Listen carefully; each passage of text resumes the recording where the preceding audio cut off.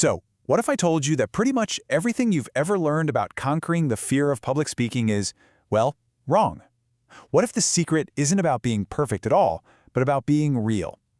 In this explainer, we're going to break down a completely different approach that promises to make public speaking not just something you can get through, but something that's actually easy.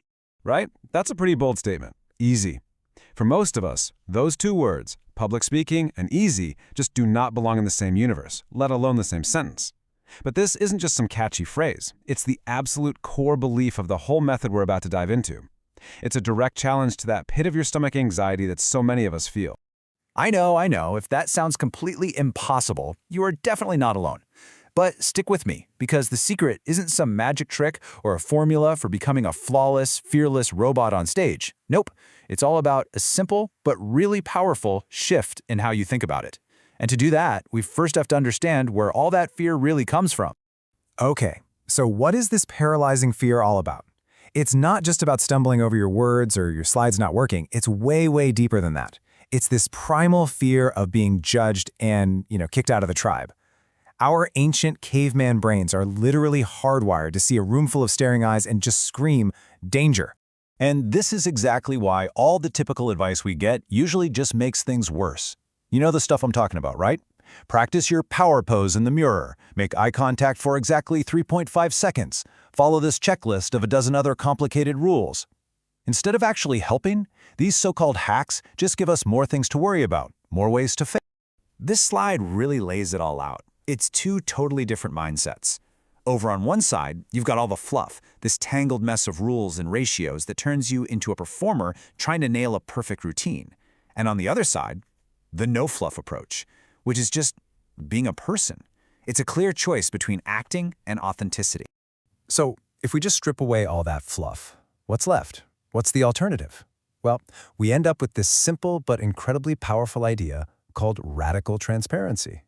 So what on earth is radical transparency? It's a complete flip of your objective. Your new goal isn't to be this polished, perfect, untouchable speaker. Your goal is to be a real person, having a real conversation. It's about letting go of all that insane pressure to perform and just embracing the freedom to be present with the people in the room. All right, so how do we actually put this into practice? It all starts before you even think about walking on stage. The very first step is to reprogram your mind, to intentionally override that deep, ancient social fear we were talking about.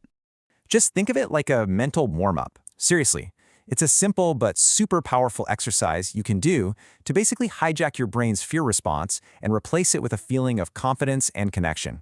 And here's how you do it. 2 simple steps.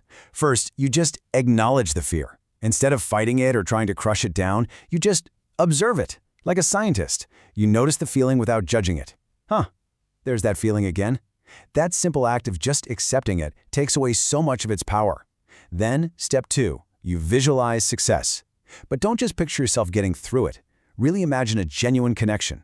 See the audience nodding, maybe smiling, actually getting what you're saying. Feel that positive energy in the room.